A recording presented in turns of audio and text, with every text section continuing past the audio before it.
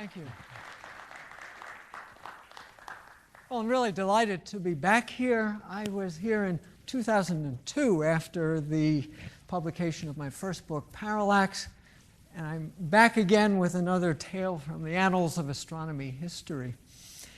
Now, we've all heard some wonderful presentations about astronomy now, about astronomy where it's going, about astronomy, what it might become in the near future and in the distant future.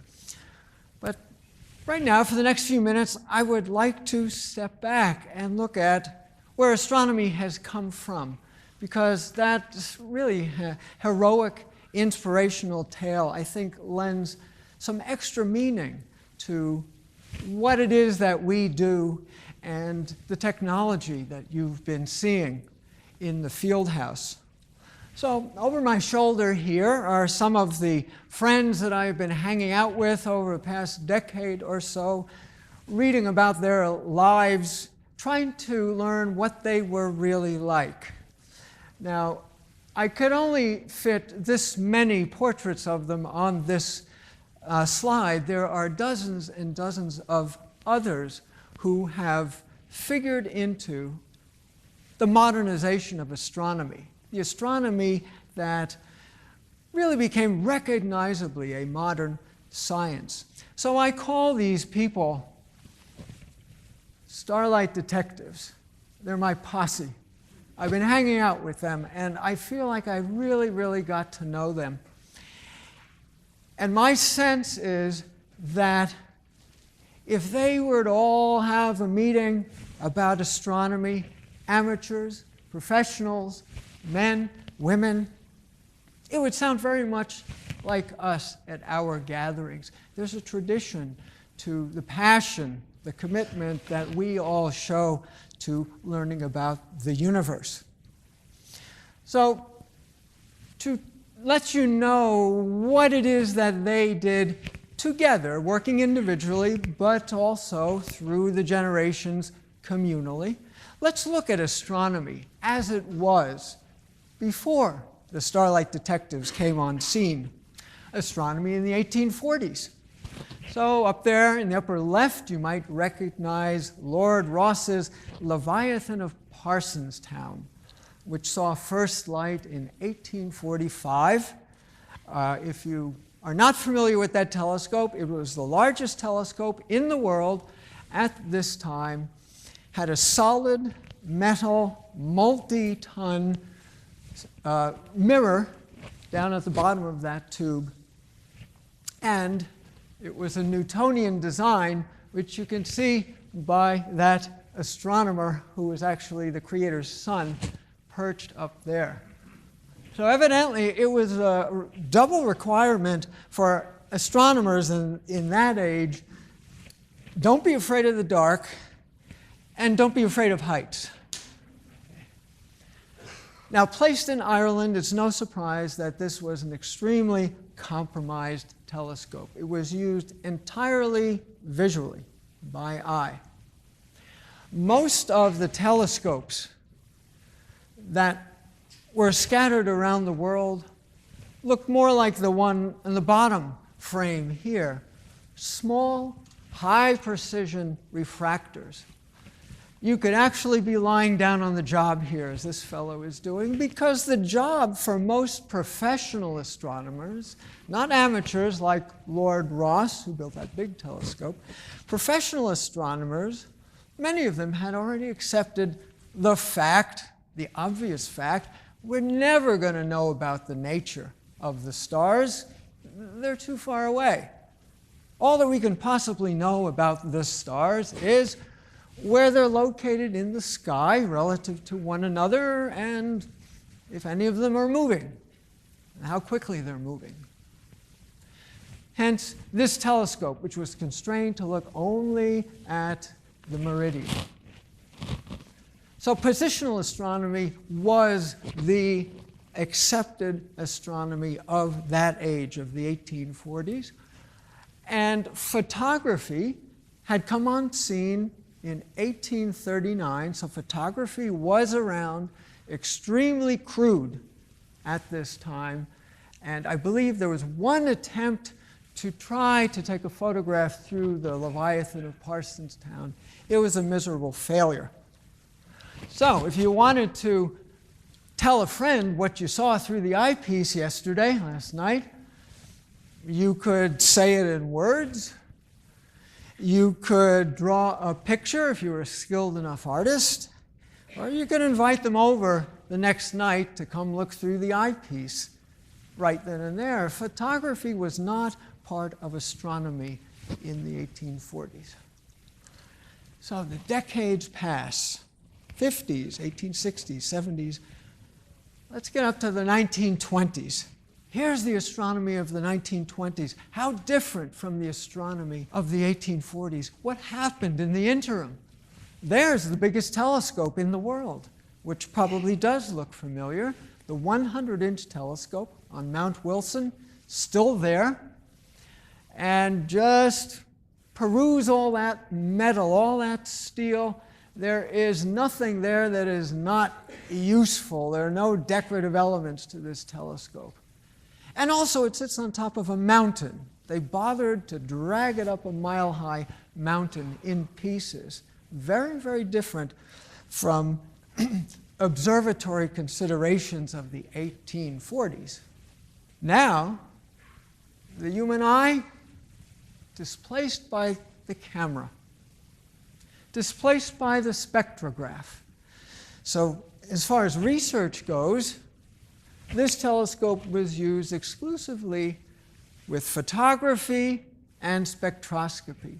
So here you see an image of the same object that was sketched by Lord Rosse himself in 1845. This, in 1845, was a spiral nebula, a mystery. By 1850 or so, about a dozen of these spiral-shaped nebulae had been found. Their nature, who knows? Who knows what they were? By this time, in the 1920s, we were photographing these spiral nebulae, and as I'll show you in a moment, they turned out to be far more important to our understanding of the universe than had been known just decades earlier. And with the spectroscope, as you can imagine, we were able to determine the chemical composition of the stars, which, of course, was impossible. Nevertheless, it came to be.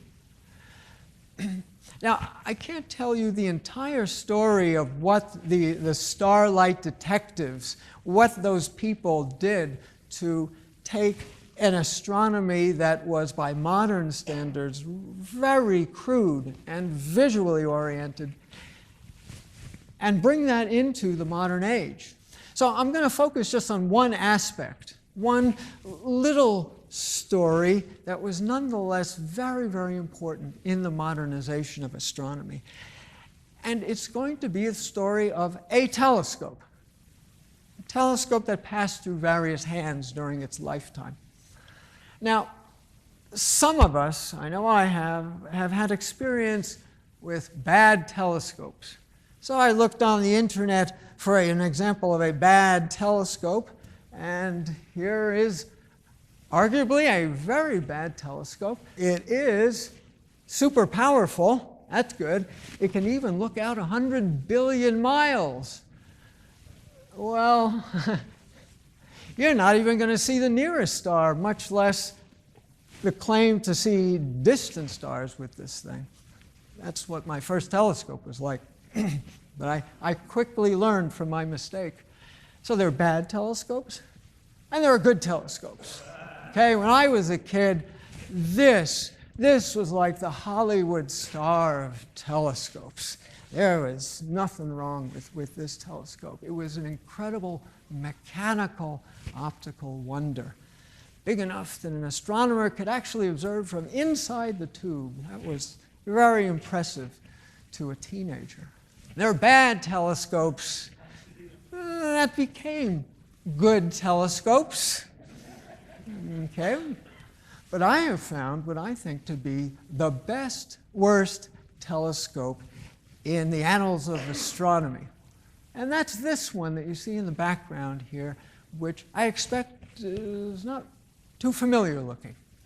From backyard to mountaintop, the adventures of history's best, worst telescope.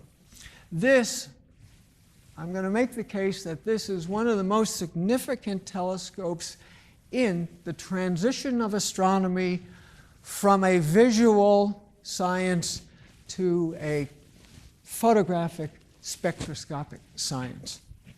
Well, it belonged initially to a fellow named Andrew Ainsley Common, who lived in London. He was an amateur astronomer when he was a kid. He borrowed a telescope. Unfortunately, the family's finances dictated that he had to go out and get a paying job. So he had a relative who ran a sanitation engineering company. And evidently, there was a lot of call for sanitation engineering in those days because he retired relatively young as a wealthy man and resumed his interest, his love for the stars. He started with a modest telescope, a 5.5-inch refractor.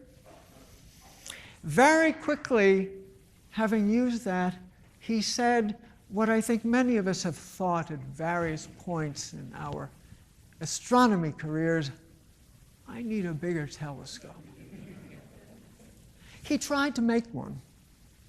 Evidently, sanitation engineering is not really a good precursor to knowing how to do optical and mechanical fabrication. So he went to his nearest telescope store, really, George Calver, who is, in fact, relatively well known among antiquarian telescope collectors.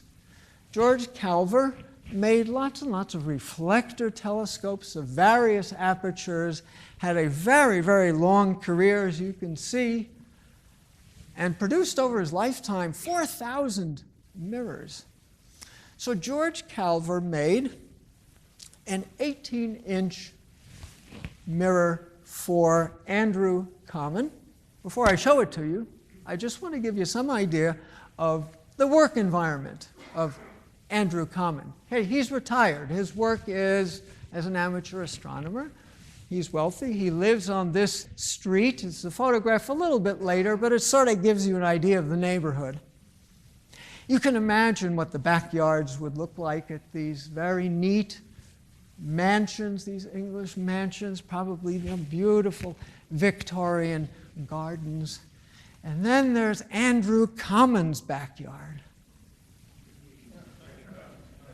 It's sort of a hybrid, gardening and some night work here.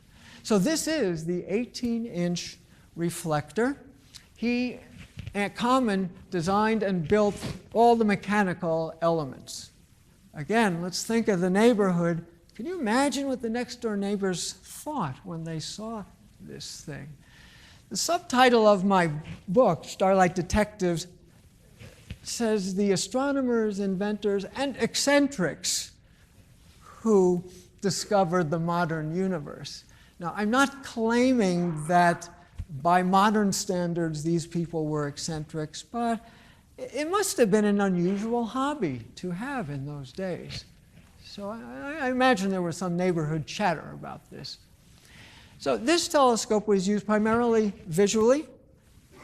Andrew Common studied the moons of Saturn and of Mars.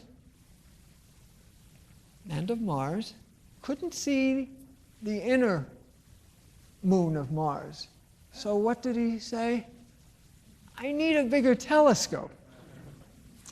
So he went back to Calver. This time, Calver made him a 37-inch reflector telescope. So there's the full backyard. Now, there is Andrew Common. I'd recognize him anywhere. He's a very broad individual. And he is at the Newtonian focus of his telescope. Not a safe place to be in the dark. I mean, you saw the Leviathan of Parsonstown. I mean, this is a mere 20 feet to fall and break your neck. But nevertheless, it is a pretty dangerous kind of observing location. Now, you see the housing here. The roof slides off. And in fact, the walls slide back too. So he described that this instrument of his, this 37-inch or 3-foot reflector, as they called it back then, was free to look at any part of the sky, virtually any part of the sky. Now, just out of curiosity, I found his address. It's on an old document somewhere. I think it was number 63 Ealing Lane. I looked it up on Google Maps. So we have an orientation here looking east as far as I can determine. And I just call your attention to this line of hedges. It looks like there's some trees along here. It gives me the impression that there's some kind of pathway, roadway. There's something here as far as a conveyance is concerned. So let's look at what Google Maps shows of this area. So that is 63 Eaton Rise in Ealing, London. The house is gone, long gone. But as far as I can gather, this is probably the footprint approximately of the yard that was pictured here. And that feature in the background, perhaps it's now this road. Layers of history, layers of history. Let's look at this telescope. Now, I said this is the best, worst telescope, so we have to look at some of the features that it had that were really unenviable features in any telescope. First of all, 9 tons. This is a sanitation engineer's telescope. This is solid. It is heavy. It also features a couple of design elements that were just came out of his imagination. So for example, you'll notice here's the declination axis. This is the polar axis. So this whole thing rotates around the declination axis. And look where the mirror is. What's it doing up there? It's ahead of the declination axis. Clearly, this telescope is top-heavy or forward-heavy. The eyepiece way up here, the mirror way up here. Here's the pivot point. Therefore, it needed a counterweight, and so he installed a series of pair of counterweight boxes and would throw lead bricks in there to counterbalance whatever eyepiece or instrument happened to be attached to the upper end of the telescope. His theory was that he didn't want a mass of metal like this anywhere intruding on the light path between the primary and the secondary mirror. He thought that would be injurious to the passage of light rays. Now, the other design feature that is questionable is this polar axis. It's actually a cylinder sitting within another cylinder with mercury poured in between, again on the uninformed theory that this somehow would take some of the weight of the multi-tons on the pivot, the lone pivot that was down there. A later astronomer who had occasion to use this telescope, a professional astronomer, said that this whole idea of mercury flotation was a delusion. So it absolutely was. This was a terrible, terrible telescope mechanically. Optically, it was superb. And something set it apart from other large telescopes around the world. This telescope was designed expressly for use with the camera. And here you see the plate holder that was attached to the upper end of that telescope. You see here, this would be the plate, 3 1/4 by 4 1/4 inch plate sensitized with a photosensitive coating. There are some thumb screws here so that the plate can actually be moved in real time. And here was a guiding eyepiece. There is no possible way that long time exposure photography could be conducted with this telescope based on the telescope's clock drive. It was a horrible, horrible clock drive. I read that at moderate magnification, it would keep an object centered in the field of view for 2 seconds. So clearly it needed some manual guiding. The thing's so heavy that Kamen realized, I can move the plate and leave the telescope stationary, at least for a time. And that's what this was. It was a movable plate holder. So that he could open the shutter, let the light pour in on this plate for some number of minutes until he had to close the shutter, reset the telescope, recenter on the guide star, reopen the shutter. A very clumsy way of going about photography, and yet, if you have an astronomer who is committed enough to make something work, he makes it work, or she makes it work, and he made it work. So this is a photograph that was taken of the Orion Nebula, which we all know so well, February 28th, 1883. Nothing like this had ever been seen before. No image of the Orion Nebula, whether hand-drawn or photographed. It had been photographed before, but nothing with this level of detail, showing stars as faint as could be traced in the center there. So just to give you some idea of what it might have been like to see this picture for the first time, let's compare it to the best available pictures of the Orion Nebula at that time. Etienne Trouvelot was a marvelous astronomical artist who was working at Harvard University. And you see here in the upper left his exquisite drawing of the Orion Nebula. Beautiful, beautiful. The result of many, many, many nights of observing. He's also known as the importer to North America of the gypsy moth in some wild scheme to corner the silk market. Henry Draper. That name might sound familiar. There's a Henry Draper catalog in honor of him, one of the pioneers of celestial photography and celestial spectroscopy, who unfortunately died very young. But here you see the first ever photograph of the Orion Nebula. So this is what most astronomers were used to seeing if they were looking at a photograph of the Orion Nebula. By any measure, this thing really, it was impressive. It was so impressive that the Royal Astronomical Society gave Andrew Kamen their gold medal that year for that photograph, and others that he took of similar duration. This is what he wrote the following year, and this encapsulates the first success of this telescope, this best-worst telescope. It's going to have two notable successes. He said, photography has now shown itself to be capable of giving us pictures of nebulae that are far superior to those made by eye and hand.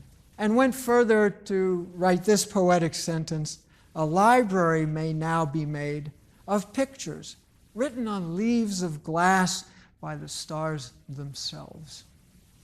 There was some appeal to photography, even among old-time astronomers, the idea of what's called self-registration.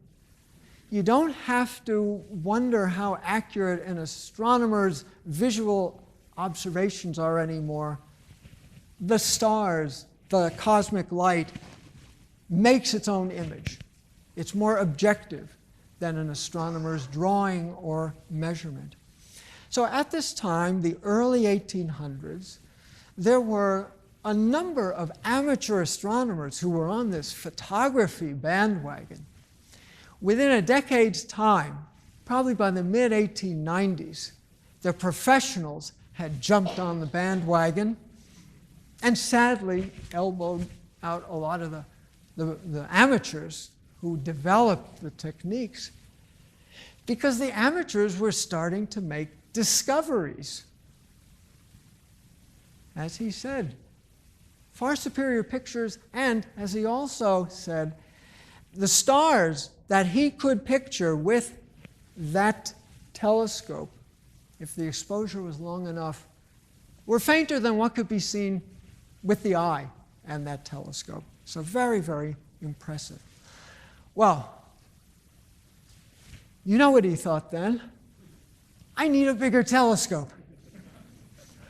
And here's sort of the sad end to his role in this story. We're going to be leaving Andrew Common because he worked for the next decade on a 5-foot diameter reflecting telescope, which never worked right. He actually tried to figure the mirror himself and was just not as skilled as was necessary for that size of mirror. And so by the mid-1890s, he abandoned astronomy and started designing gun sights for the Royal Navy. Andrew Common sold the telescope to Edward Crossley, businessman, politician, who built this quite attractive observatory for the telescope. This was a quiet time for the telescope. Crossley himself was not really a devoted amateur astronomer.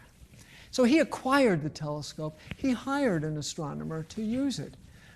But the weather, the climate was against them. The astronomer, whose job it was to make observations with this thing, he realized early on, this telescope does not belong here. And he actually started some sort of secret letter-writing campaign to try and get this telescope out of Yorkshire, England, and someplace with friendlier skies. Negotiations were conducted. Crossley tried to sell the telescope to Lick Observatory. Now, Lick Observatory in the 1890s was already quite famous for its 36-inch refractor telescope. The director of Lick thought it would be very nice to have a reflector telescope of, well, similar aperture. And he made an offer. The offer was, you can give us your telescope, but we're not paying for it.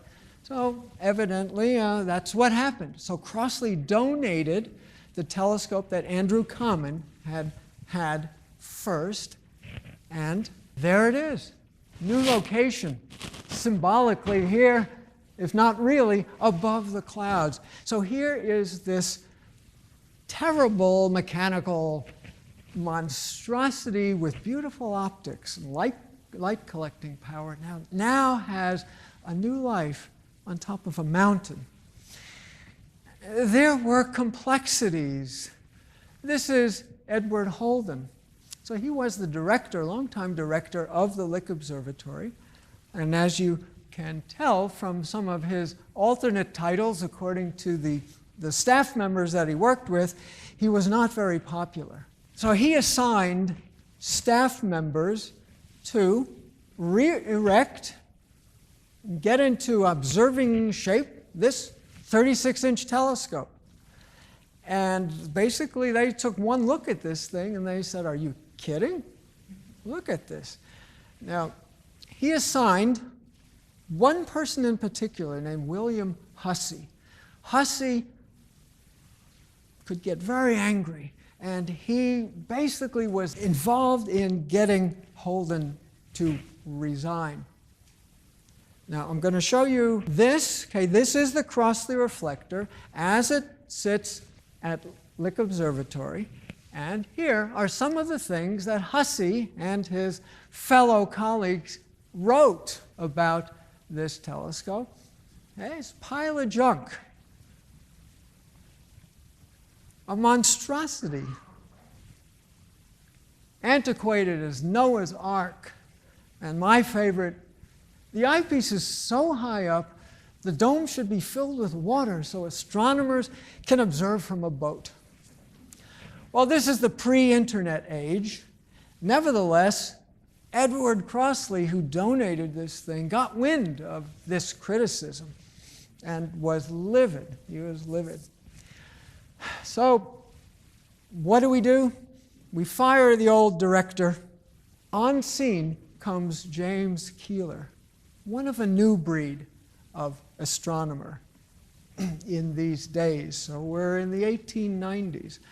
Educated in physics, in astronomy, at Johns Hopkins, further education at Heidelberg, Berlin, in Germany. Already had been a director of the Allegheny Observatory. He was an astrophysicist, but with one foot in the physics part and the other foot firmly in the area of astronomical observation and engineering. He was a master of all trades. So he set out to re-engineer this telescope. And there's an extraordinary article that he wrote in the year 1900 in the Astrophysical Journal. Back then you could still understand what they were talking about because it was still in regular English. But what's so wonderful about this article is he details every single modification that he made to this telescope. He was so diplomatic in trying to convey the point that this was indeed a monstrosity, this telescope, and had to somehow be fixed. But he also knew a 36-inch mirror on top of a mountain in a telescope optimized for photography. I've got to get this thing working. So he did. He did. And to show you the degree of success, so here is a picture, again, of the Orion Nebula, a shorter exposure than Common's picture. And, well, the stars are not quite in focus, but this is not bad. Just compare it to the old one, and you can see this is one of the early pictures of the Orion Nebula from the Crossley telescope, now sitting in its new location on top of that mountain. Keeler went on to take pictures of many, many deep sky objects. These were published after his death. Sadly, he died in 1900. He had plans. He had plans for this telescope to really replace its mounting, to introduce a spectroscope to it. He was an observational astrophysicist of the first order. Sadly died. But here are some of Keeler's pictures from 1899 and thereabouts. So again, we recognize M51 here. Okay, edge-on, presumably spiral galaxy. 3-hour exposure with that telescope. That shows you what can be accomplished with perseverance and devotion. It was a pile of junk, but it was a pile of junk that could be made to work. Okay, Trifid Nebula, again, 3-hour exposure. Crab Nebula, 2-hour exposure. And M13. But these are not the pictures I really wanted you to show. I didn't want to show these to you because that's not what you should be paying attention to. We've all seen much, much better pictures of M13, the Crab Nebula and all. But Keeler noticed something away from the center of the field, in the outskirts of the field, in these dark regions here. This is what he wrote. Many thousands of unrecorded nebulae exist in the sky. A conservative estimate places the number within reach of the Crossley reflector at about 120,000. Later, that was corrected to over 1 million. And, most significantly, most of these nebulae have a spiral structure. This was the second of the Crossley reflectors, can't even call them discoveries. They knew about spiral nebulae, but they had no idea that there were so many of them. Suddenly, because of this telescope and a very devoted astronomer, it was realized that whatever spiral nebulae are, there's so many of them, we have to pay attention to them. We have to study them. The leading competing theories, which you may know, were either they are nebulae within the confines of our Milky Way, or they're external Milky Ways. They are galaxies themselves. And there were, well, sort of an equal number of people on either side, but the Crossley telescope, this best-worst telescope, really initiated a drive to gain more knowledge, make more photographic, spectroscopic studies of the spiral nebulae. And had Keeler remained alive longer, I'm sure he would have said to himself, I need a bigger telescope. Now, in the meantime, George Ellery Hale was working on a 60-inch telescope, which came online, I believe it was 1912, and of course the 100-inch telescope. So when we think about the modernization of astronomy, sort of its first step into the modern, recognizably modern incarnation, when we think about the transformation from mega reflectors like this to truly astrophysical, precise mega reflectors like that, when we think of the transformation of how one recorded the images that were seen through a telescope, from hand drawing to photography, and then with Keeler's discovery about these ubiquitous spiral nebulae, to give us a sense that we may be living in a rather large universe with many, many galaxies. In these transformations, I say that the Crossley reflector, astronomy's best worst telescope, really belongs in the pantheon of those great, great telescopes that changed astronomy. Thank you.